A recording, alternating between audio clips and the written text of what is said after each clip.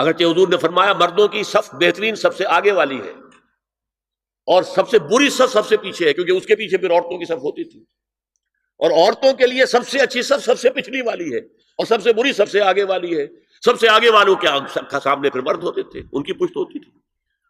تو اسی طریقے سے اگر غلطی کی ہے تو مرد جو ہے کہے گا سبحان اللہ، امام سے غلطی ہو گئی ہے، مرد کیا کہے گا؟ سبحان اللہ۔ عورت کیا کرے گی؟ اپنے ایک ہاتھ کے پشت پر اپنا ہاتھ مارے گی، اپنی آواز نہیں نکالنی، آواز کا پردہ، چھونے کا پردہ یہاں تک ہے کہ حضور نے کبھی کسی عورت سے ہاتھ نہیں ملایا، اور آپ جب بیعت بھی لیتے تھے تو بس زبانی الفاظ کہلوائے اور کہا ٹھیک ہے بیعت ہو گئی، یا ایک کپڑا پکڑا، اس کا ایک سرا اپنے ہاتھ میں دوسرا سرا اس خاتون کے ہاتھ میں، یا ایک تشت کے اندر پانی بھرا، اس میں ایک طرف اس نے انگلیاں ڈال لی اور ایک طرف حضور کی انگلیاں۔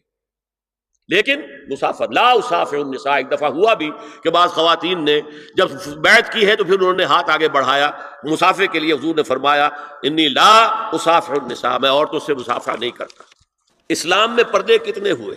پہلا پردہ 4 دیواری، گھروں میں رہو، یہ پہلا پردہ ہے۔ جیسے ڈیفنس لائنز ہوتی ہے نا فوج کی، یہ فرسٹ ڈیفنس لائن، سیکنڈ ہے، تھرڈ ہے، پہلی کو عبور کر کے کوئی آ جائے تو سیکنڈ ہے، سیکنڈ سے گزرے تو پہلا پردہ 4 دیواری، اس میں محرم آئے گا۔ اب دیکھیے اسی پر ہماری تہذیب استوار ہوئی، اسی پر ہمارا آرکیٹیکچر بنا، گھر ایسے بنے کہ مردانہ علیحدہ زنانہ علیحدہ، چھوٹا آدمی ہے تب بھی بیٹھک علیحدہ، بیٹھک باہر سے کھلے گی اور پھر ڈیوڑی سے ہو کر پھر گھر کے اندر جائیں گے، مرد آئیں گے تو یہاں بیٹھیں گے، اندر نہیں جائیں گے، اندر تو صرف وہی جائیں گے جو محرم ہے، ابدی محرم۔ دوسرا پردہ ستر، گھر کے اندر جو محرم آ گئے ہیں ان کے سامنے چہرہ تو کھلے گا، باقی جسم کا کوئی حصہ بھائی بہن کا نہیں دیکھ سکتا، اور باپ بیٹی کا نہیں دیکھ سکتا، بیٹا ماں کا نہیں دیکھ سکتا۔ یہ ستر، عورت پوری کی پوری عورت ہے۔ عورت کہتی ہے چھپانے کی چیز کو، عورات النساء، عورتوں کی چھپی ہوئی چیزیں جن پر ظاہر نہیں ہوئی، لم یظہروا علی عورات النساء، ابھی تک ہم نے لفظ پڑھایا ابھی۔ تیسرا پردہ ہے چہرے کا پردہ، یہ ہے غیر محرموں سے، اور جب کہ گھر سے باہر نکلنا ہو اس کے لیے سورہ احزاب میں نے کہا تھا گھر سے باہر کا پردہ، چہرے کا پردہ وہ غیر محرموں سے ہے، اور گھر سے باہر نکلے گی تو غیر محرم سامنے آئیں گے۔ یا ایھا النبی قل لازواجک وبناتک ونساء المؤمنین یدنین علیہن من جلابیبہن ذلک ادنی ان یعرفن فلا یؤذین وکان اللہ غفورا رحیما۔ اے نبی صلی اللہ علیہ وسلم کہہ دیجئے اپنی بیٹیوں سے اور اپنی بیویوں سے اور مسلمانوں کی خواتین سے۔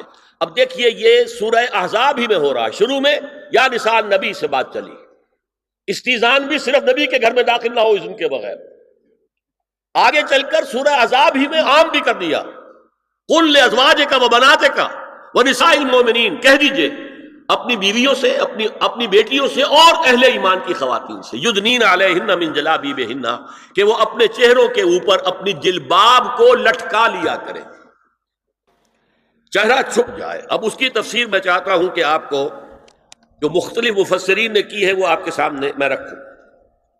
حضرت عبداللہ ابن عباس نے اس آیت کی جو وضاحت فرمائی ہے اسے حافظ ابن کثیر نے اپنی تفسیر میں اس طرح نقل کیا ہے، اللہ نے مسلمان عورتوں کو حکم دیا ہے کہ جب وہ کسی کام کے لیے گھروں سے نکلیں تو اپنی چادروں کے پلو اوپر سے ڈال کر اپنا منہ چھپا لیں اور صرف ایک آنکھ کھلی رکھیں، دونوں آنکھیں بھی غلط ہیں۔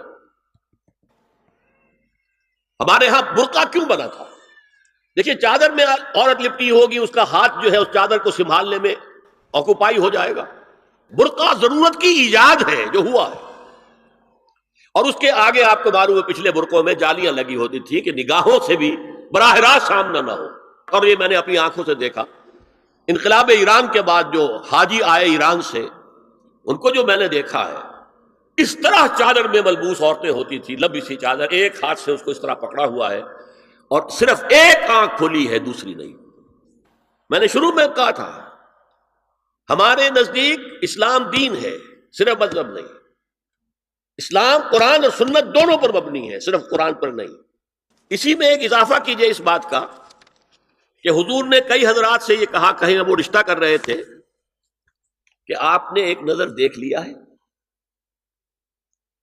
اب اگر یہ ایک نظر دیکھنا اس کی اتنی اہمیت ہے تو اس کا کیا مطلب ہے؟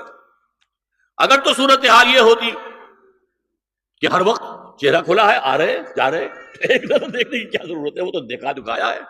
زمانہ آیا ہے بے حجابی کا، عام دیدار یار ہوگا، سکوت تھا پردہ دار جس کا، وہ راز اب آشکار ہوگا۔ تو ظاہر بات ہے وہاں پردہ ہو گیا تھا، تبھی تو تھا نا کہ ایک نظر دیکھ لو۔ آپ نے پوچھا ایک صحابی سے کہ رشتہ کہاں کیا؟ وہاں کیا ہے، تم نے ایک نظر دیکھ لیا ہے؟ اس خاندان کی آنکھوں میں کچھ نقص ہوتا ہے، دیکھ لو، بس ایک نظر دیکھنا ہے، اس کی اجازت۔ تو یہ اجازت ہونا اس کا خود ثبوت ہے کہ عام حالات میں عورت جو ہے وہ دکھائی نہیں دیتی تھی، بلکہ وہ پردے میں رہتی تھی۔ مسلمان جدید تعلیم یافتہ دانشوروں کی منافقت، وہ کہتے ہیں یہ پردہ وردہ سب مولویوں کی ایجاد ہے۔ کبھی کہہ دیتے ہیں یہ تو ہندوستان میں راجپوتوں کا پردہ ہوتا تھا تو مسلمانوں نے یہاں یہ پردہ ایجاد کر لیا۔ میں نے دیکھا ہے عرب کی بدو خواتین کو مکے سے مدینے جاتے ہوئے نظر آتی ہیں، ایک خاتون اونٹ کی پوری قطار لے کر جا رہی ہے، ہاتھ میں لاٹھی ہے، پورا مکمل پردہ، چہرہ چھپا ہوا، آنکھوں کے اوپر بھی کوئی انہوں نے وہ حجاب سا بنایا ہوتا ہے خاص سجا سا، اور ہاتھوں میں دستانے، پاؤں میں جرابے۔ یہ کون سے راجپوتوں کا پردہ سعودی وہ عرب کی جو ہے ریگستانوں میں پہنچ گیا؟ بدو جب آتے ہیں اپنی عورتوں کو اسی حال میں لے کر آتے ہیں، اور ان کا یہ ہے کہ وہ احرام کا معاملہ بھی یہ ہے کہ یہاں چھجا بنا کر آگے چادر لٹکا لیتے ہیں، صرف چہرے سے مس نہ کرے بس۔ اور وہ پھر اپنی خواتین کو جب طواف کراتے ہیں تو ان کے گرد گھیرا ڈال لیتے ہیں ہاتھ سے ہاتھ پکڑ کر، تاکہ کسی اور کے ساتھ ان کا نہ کندھا لگے اور نہ کوئی اور جسم کا حصہ بس۔ یہ پردہ وہاں کہاں سے آ گیا؟ سر سید کا واقعہ تو میں آپ کو بتا چکا ہوں۔ اب ذرا علامہ اقبال، میں منافقت اس لیے کہہ رہا ہوں کہ ایک طرف ہمارا جدید دانشور طبقہ، مولوی ملاٹے دیوبندی ہوں، فلاں ہوں، یہ ہوں وہ ہوں، یہ دقیانوسی ہے، اصل میں تو سر سید احمد خان، اور پھر علامہ اقبال۔ علامہ اقبال کا حال کیا ہے وہ سن لیجئے آپ۔ انگریز سرکار لارڈ ولنگٹن کے زمانے میں علامہ اقبال کو اپنا گورنر بنا کر جنوبی افریقہ بھیجنا چاہتی تھی۔ من جملہ دیگر شرائط کے ایک شرط یہ بھی تھی کہ تمام سرکاری تقریبات میں بیگم اقبال ان کے ہمراہ ہوں گی۔ علامہ اقبال نے یہ کہہ کر اس پیشکش کو ٹھکرا دیا، بے شک میں گناہگار مسلمان ہوں اور اعمال کے اعتبار سے مجھ سے بہت سی کوتاہیاں سرزد ہوتی ہیں، تاہم میں اتنا بے غیرت نہیں ہوں کہ محض ایک سرکاری عہدے کی خاطر اپنی بیوی کو بے پردہ کر دوں۔